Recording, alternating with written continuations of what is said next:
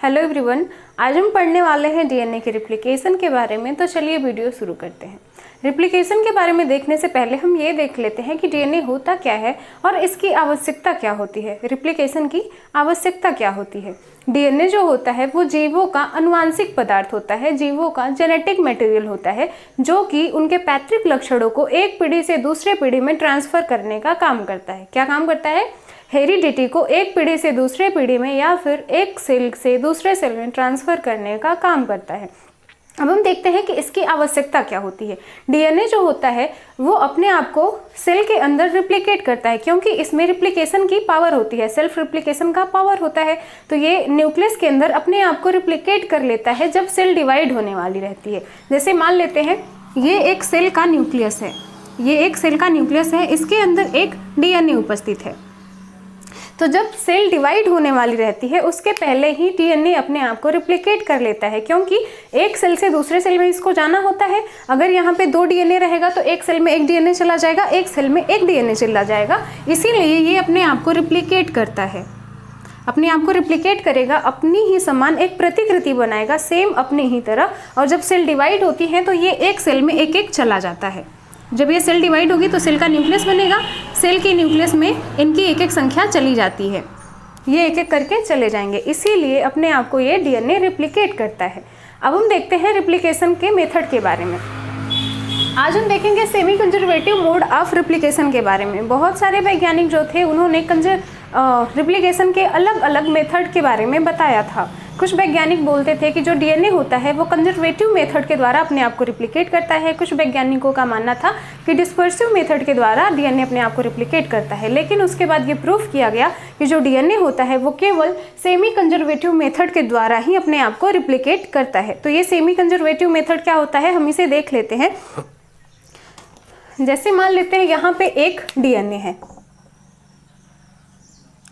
DNA की संरचना कुछ इस प्रकार होती है, डबल हेलिकल, और इसमें बेसेस जुड़े होते हैं, इसके अंदर बेसेस लगे हुए होते हैं। तो जब सेमी कंजर्वेटिव मोड से ये अपने आप को रिप्लिकेट करता है तो इसमें 2 डीएनए की स्ट्रैंड्स अलग अलग हो जाती हैं। डीएनए की दोनों स्ट्रैंड्स अलग अलग हो जाती हैं। ये एक इसकी स्ट्रैंड हो गई और इसकी एक ये स्ट्रैंड हो गई। अब ये दोनों जब स्ट्रैंड्स अलग अलग हो जाती हैं तो इस पे एक न्यू स्ट्रैंड आके या फिर न्यू हेलिक्स आके सिंथेसाइज होती है और इस डीएनए को कंप्लीट करती है। एक न्यू हेलिक्स आके यहाँ पे बन जाती है और डीएनए कंप्लीट हो जाता है। इसे हम बोलते हैं semi conservative mode of replication. इसे हम सेमी कंजर्वेटिव क्यों बोलते हैं? क्योंकि जो पेरेंटल डीएनए होता है, जो ये पेरेंटल डीएनए है, वो दोनों में आधा आधा कंजर्व हो जाता है, दोनों क्रोमोसोम में आधा आधा कंजर्व हो जाता है। इसीलिए हम बोलते हैं सेमी कंजर्वेटिव। अब हम देखते हैं कि ये रिप्लिकेशन होता कैसे है, डीएनए के अंदर ये रिप्लिकेशन होता कैसे है। ये 3 फेजेज में होता है या फिर 3 स्टेजेज में होता है। सबसे पहले क्या होगा, डीएनए की हेलिक्स अलग अलग होंगी। सबसे पहले डीएनए जो होता है वो काफ़ी क्वाइल होके एक सेल के अंदर उपस्थित होता है। तो सबसे पहले डी क्वाइलिंग होती है, डीएनए के अंदर डी क्वाइलिंग होगी। उसके बाद डीएनए में जो बेसिस होते हैं वो एक दूसरे से सेपरेट होंगे। डीएनए के अंदर बेसिस में जो बॉन्ड होता है वो एक दूसरे से टूटेगा। डीएनए की दोनों हेलिक्स एक दूसरे से सेपरेट होंगी, तभी तो उस पर दूसरी हेलिक्स आके सिंथेसाइज होगी। तो डीएनए की दोनों हेलिक्स अलग हो जाएंगी, उसके बाद एक नई डीएनए आके सिंथेसाइज होगी।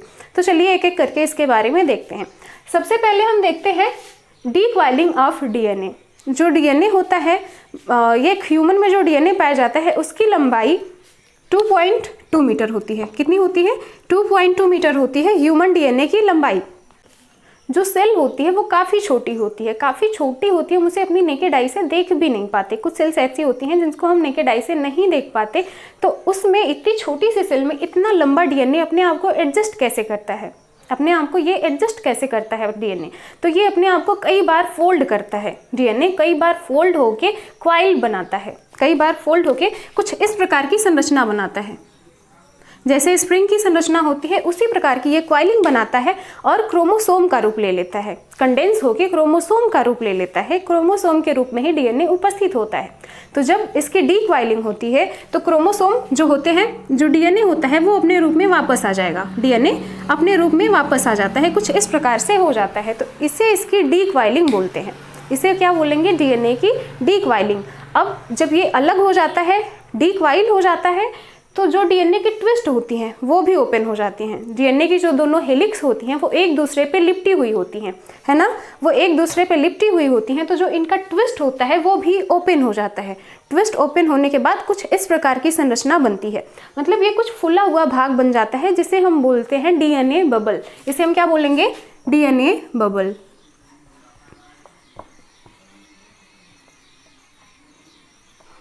यहाँ पे एक एंजाइम पाया जाता है topoisomerase.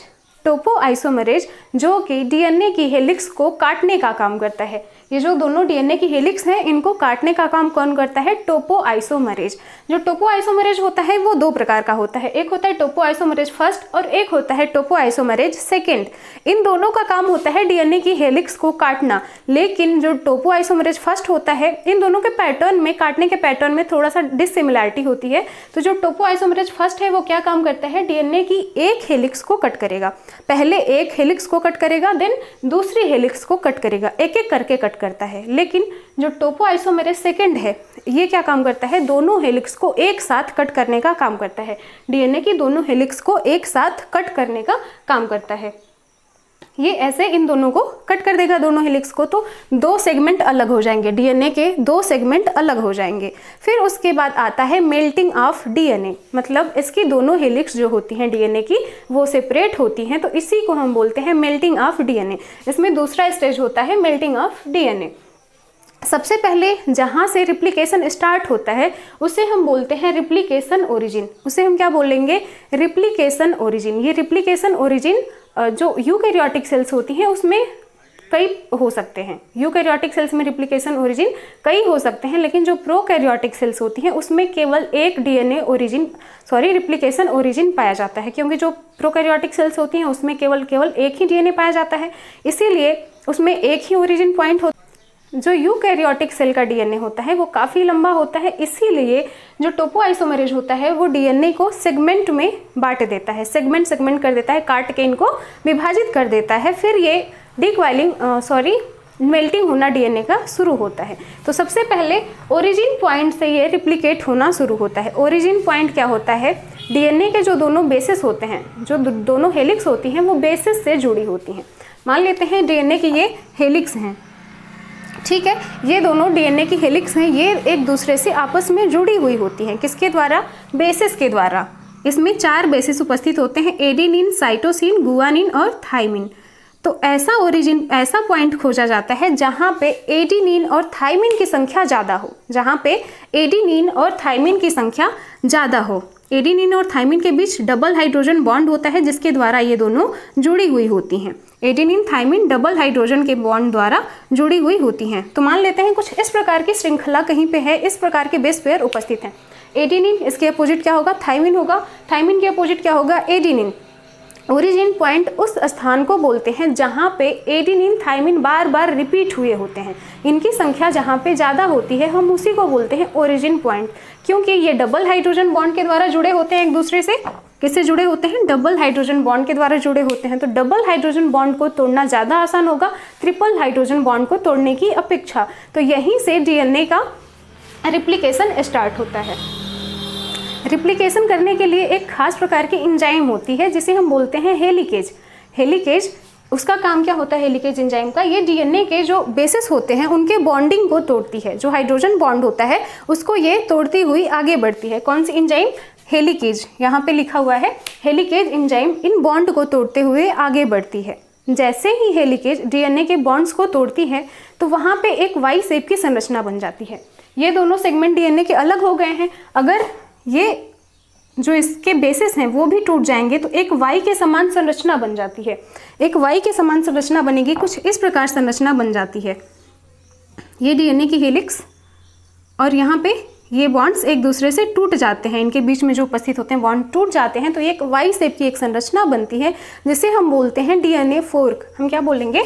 DNA fork.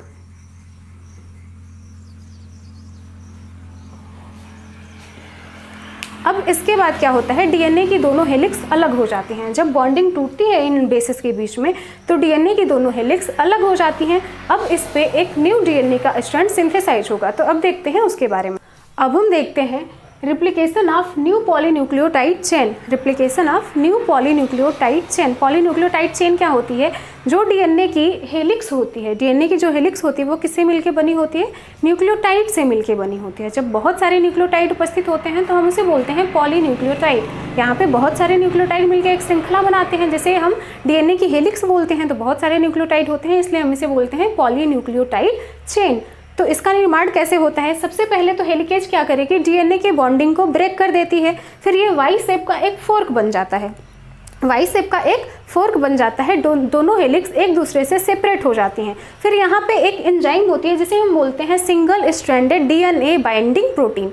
Single stranded DNA binding protein, इसका काम क्या होता है? ये सिंगल जो स्ट्रैंड होते हैं डीएनए के उसको अलग रखने का काम करती हैं ताकि ये फिर से एक दूसरे से बॉन्ड न बना ले।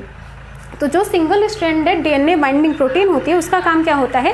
डीएनए की दोनों हेलिक्स को सेपरेट रखने का काम करती है, डीएनए की दोनों हेलिक्स को ये सेपरेट रखने का काम करती है। उसके बाद इस पे न्यू डीएनए की हेलिक्स का सिंथेसाइज होगा। जो डीएनए की हेलिक्स एक सेपरेट हुई हैं दोनों पे डीएनए के न्यू हेलिक्स का सिंथेसिस होगा। तो इसको सिंथेसिस करने का काम करता है एक एंजाइम जिसका नाम है डीएनए पॉलीमरेज। डीएनए पॉलीमरेज नामक एंजाइम ये क्या काम करता है? डीएनए की हेलिक्स को सिंथेसाइज करने का काम करता है या न्यू डीएनए हेलिक्स को बनाने का काम करता है। जो डीएनए पॉलीमरेज होता है वो दो प्रकार का होता है। डीएनए पॉलीमरेज दो प्रकार का होता है, एक होता है डीएनए पॉलीमरेज फर्स्ट और एक होता है डीएनए पॉलीमरेज थर्ड। एक होता है डीएनए पॉलीमरेज फर्स्ट और एक होता है डीएनए पॉलीमरेज थर्ड। अब सबसे पहले क्या होता है? डीएनए पॉलीमरेज जो होता है वो डीएनए के चेन को जो बनाता है उसकी पोलैरिटी होती है 5 प्राइम टू 3 प्राइम। कैसी पोलैरिटी होती है उसकी? 5 प्राइम टू 3 प्राइम। हम जानते हैं कि जो डीएनए की हेलिक्स होती हैं वो दोनों एक दूसरे के एंटी पैरेलल होती हैं, वो एक दूसरे के अपोजिट होती हैं, एंटी पैरेलल होती हैं। तो अगर यहाँ पे कोई हेलिक्स 5 प्राइम टू 3 प्राइम है तभी वो उस पर बनाने का काम करता है, तभी डीएनए की हेलिक्स को पॉलीमरेज जो होता है वो डीएनए की हेलिक्स को बनाने का काम करता है। तो पॉलीमरेज ऐसे स्ट्रैंड पे बनाने का काम करता है हेलिक्स जहाँ पे जिसकी पोलैरिटी 5 प्राइम टू 3 प्राइम हो, क्योंकि जो डीएनए पॉलीमरेज बनाता है डीएनए की हेलिक्स को उसकी पोलैरिटी होती है 5 प्राइम टू 3 प्राइम। 5 प्राइम और 3 प्राइम क्या होता है? जैसे डीएनए की जो हेलिक्स होती है वो किससे मिलके बनी होती है? न्यूक्लियोटाइड से मिलके बनी होती है। और न्यूक्लियोटाइड किससे मिलके बना होता है? 3 प्रकार के मॉलिक्यूल्स से मिलके बना होता है, शुगर, फॉस्फेट और बेस। शुगर, फॉस्फेट और बेस से मिलके डीएनए का एक न्यूक्लियोटाइड बना होता है। इसमें जो शुगर होती है वो पेंटोज शुगर होती है। कैसी शुगर होती है? पेंटोज शुगर होती है, जिसकी संरचना कुछ इस प्रकार होती है। अब इसमें कार्बन के 5 मॉलिक्यूल्स उपस्थित होते हैं। पेंटोज शुगर में कार्बन के 5 मॉलिक्यूल्स उपस्थित होते हैं, 1 2 3 4 5। और इसी कार्बन के मॉलिक्यूल्स से फॉस्फेट जुड़ा हुआ होता है। कार्बन के मॉलिक्यूल से फॉस्फेट जुड़ा हुआ होता है। अगर हम इसे काउंटिंग करें तो ये 3 नंबर पे है, यहाँ पे 1 होगा, यहाँ पे 2, यहाँ पे 3, यहाँ पे 4 और यहाँ पे 5। तो यहाँ पे इसके तीसरे पॉइंट से फॉस्फेट यहाँ पे जुड़ा होगा। कार्बन के तीसरे मॉलिक्यूल से यहाँ पे फॉस्फेट जुड़ा होगा। फिर यहाँ पे 5वें मॉलिक्यूल से फॉस्फेट जुड़ा होता है। यहाँ पे 5वें मॉलिक्यूल से फॉस्फेट जुड़ के फॉस्फोडाइएस्टर बॉन्ड बना के दोनों न्यूक्लियोटाइड को जोड़ने का काम करते हैं। फिर यहाँ पे दूसरी शुगर का मॉलिक्यूल होगा जहाँ पे इसका 5वें कार्बन से फॉस्फेट जुड़ा होगा, 5वें कार्बन से फॉस्फेट जुड़ा होगा और फिर उसके नीचे तीसरे कार्बन से फॉस्फेट जुड़ा होगा। इसी प्रकार एक चेन बनती है, इसी प्रकार एक चेन बनती जाती है। इसे हम बोलेंगे 3 प्राइम टू 5 प्राइम, क्योंकि यहाँ पे इसके तीसरे नंबर पे फॉस्फेट जुड़ा है और यहाँ पे 5वें नंबर पे फॉस्फेट जुड़ा है, तो हम इसे बोलेंगे 3 प्राइम टू 5 प्राइम। सेम इसके अपोजिट होता है क्योंकि इसकी जो दूसरी हेलिक्स होती है वो इसके एंटी पैरेलल होती है, तो इस वाले के साथ सेम अपोजिट होगा। अगर ये 3 प्राइम टू 5 प्राइम है तो ये 5 प्राइम टू 3 प्राइम होगा। ठीक है, तो यहाँ पे जो स्ट्रैंड होती है वो 5 प्राइम टू 3 प्राइम है। तो जो डीएनए पॉलीमरेज होता है वो 5 प्राइम टू 3 प्राइम डीएनए की हेलिक्स को बनाने का काम करता है, लेकिन ये स्वतंत्र रूप से डीएनए की हेलिक्स का सिंथेसिस नहीं कर सकता। जो डीएनए पॉलीमरेज थर्ड है, डीएनए पॉलीमरेज थर्ड ही डीएनए की हेलिक्स को सिंथेसिस करने का काम करता है, बनाने का काम करता है, लेकिन ये स्वतंत्र रूप से डीएनए की हेलिक्स को नहीं बना सकता। तो यहाँ पे सबसे पहले आरएनए का एक छोटा सा सेगमेंट बनता है। किसका सेगमेंट बनता है? आरएनए आता है और अपना एक छोटा सा सेगमेंट बनाता है जिसे हम बोलते हैं प्राइमर्स। हम क्या बोलेंगे? प्राइमर्स। डीएनए के एक छोटे से सेगमेंट बनने के बाद जो डीएनए पॉलीमरेज है वो आता है और डीएनए की हेलिक्स को सिंथेसाइज करता है, डीएनए की हेलिक्स को बनाने का काम करता है। फिर यहाँ पे डीएनए की ये हेलिक्स बनती हुई आगे की तरफ चली जाएगी, डीएनए की हेलिक्स आगे की तरफ बनती हुई चली जाएगी। यहाँ पे आरएनए पॉलीमरेज क्यों आता है? जैसे मान लेते हैं एक स्कूल है, स्कूल में एक दो बच्चे हैं, ठीक है, उनको कोई प्रॉब्लम है तो उन्हें अपने प्रिंसिपल सर से इसके बारे में बात करनी है, लेकिन वो बच्चे इंट्रोवर्ट्स टाइप के हैं जो अपनी समस्या को किसी दूसरे से बोल नहीं पाते या अपनी बात को इजली किसी के सामने रख नहीं पाते। तो यहाँ पे वो किसी ऐसे बच्चे को खोजेंगे जो कि प्रिंसिपल सर के सामने जाके उनकी समस्या को बोल सके, उनकी समस्या को बता सके। तो एक लीडर टाइप का बच्चा होगा जो इस काम को करेगा। तो उस बच्चे को पकड़ के वो लोग लाएंगे, बोलेंगे चलो प्रिंसिपल सर से मेरी ये बात करो कि हमें ये समस्या है और ये समस्या उनको बताओ। तो जब वहाँ पे वो बच्चा जाता है उन लोगों के साथ, जब प्रिंसिपल सर को अपनी बात बताता है, उसके बाद तो सभी हीरो बन जाते हैं, सभी अपनी बात को बताना शुरू कर देते हैं कि सर मुझे ये प्रॉब्लम है, मुझे ये प्रॉब्लम है, ऐसी ऐसी दिक्कतें हैं। तो जो डीएनए आरएनए पॉलीमरेज यहाँ पे जो आरएनए होता है वो अपना छोटा सा एक सेगमेंट बना के एक बेस प्रोवाइड करता है डीएनए पॉलीमरेज थर्ड को, एक बेस प्रोवाइड करता है। फिर ये डीएनए पॉलीमरेज जो होता है वो 5 प्राइम टू 3 प्राइम डीएनए की हेलिक्स को सिंथेसिस करने का काम कर देता है। ये किस डायरेक्शन में करेगा? 5 प्राइम टू 3 प्राइम। इसे हम बोलते हैं लीडिंग स्ट्रैंड। क्या बोलेंगे? Leading strand.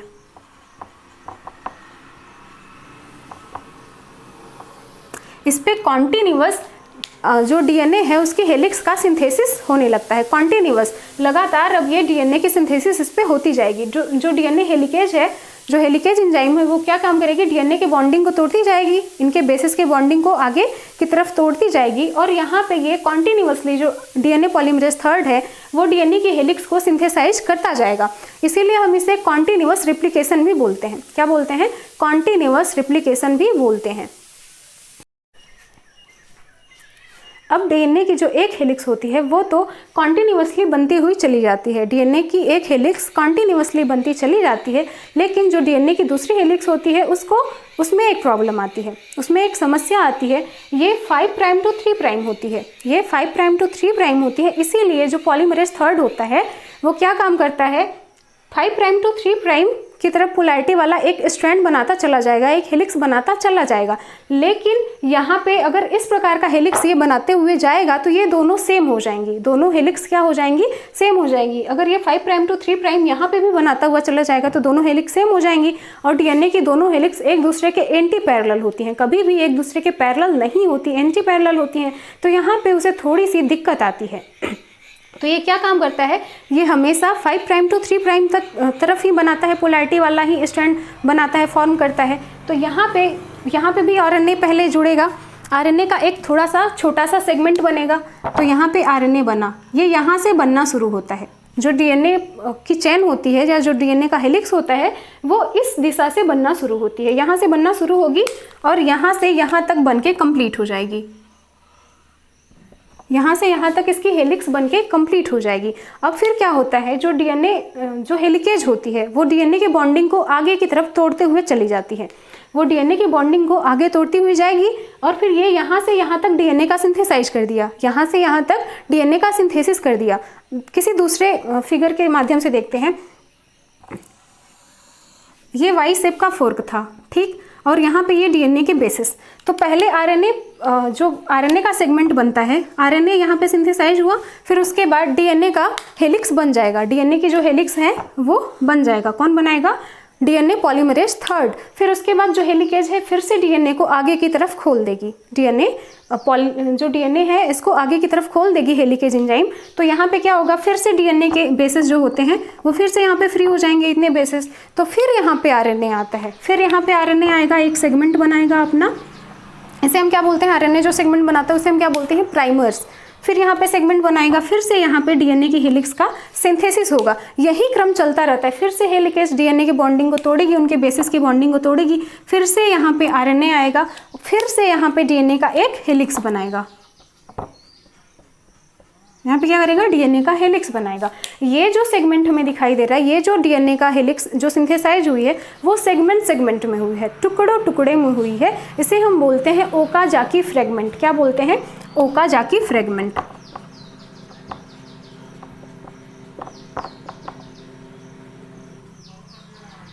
ओकाजाकी नामक वैज्ञानिक ने इसकी खोज की थी, इस प्रकार के रिप्लिकेशन की, तो इसीलिए हम इसे ओकाजाकी फ्रेगमेंट्स बोलते हैं।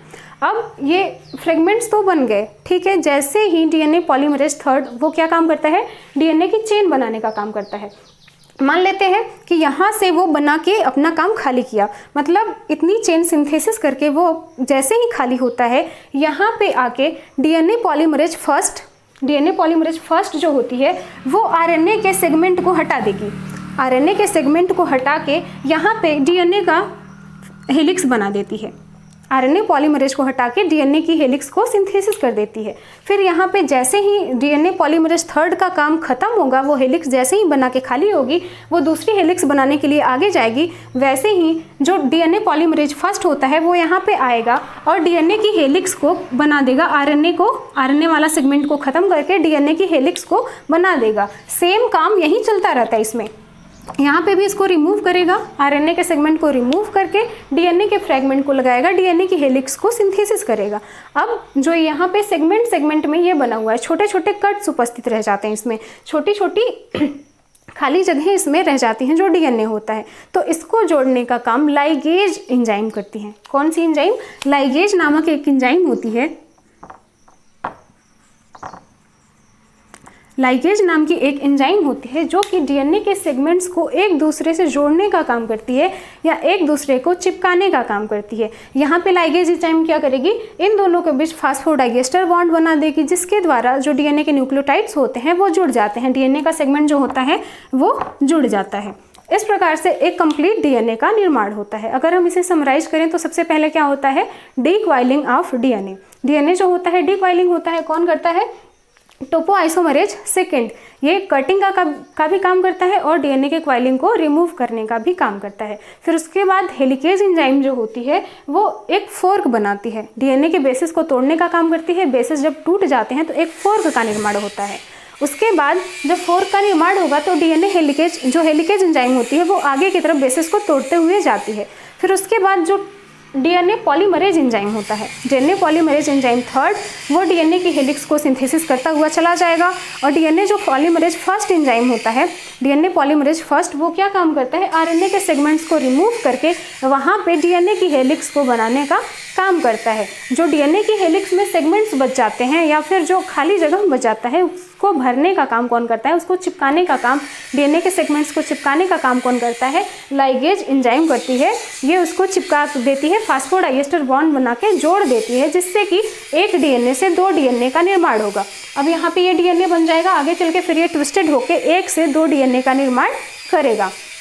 तो ये था डीएनए का रेप्लिकेशन। आई होप आपको समझ में आया होगा। अगर समझ में आया होगा तो प्लीज़ वीडियो को लाइक करना और कमेंट करके बताना वीडियो आपको कैसी लगी।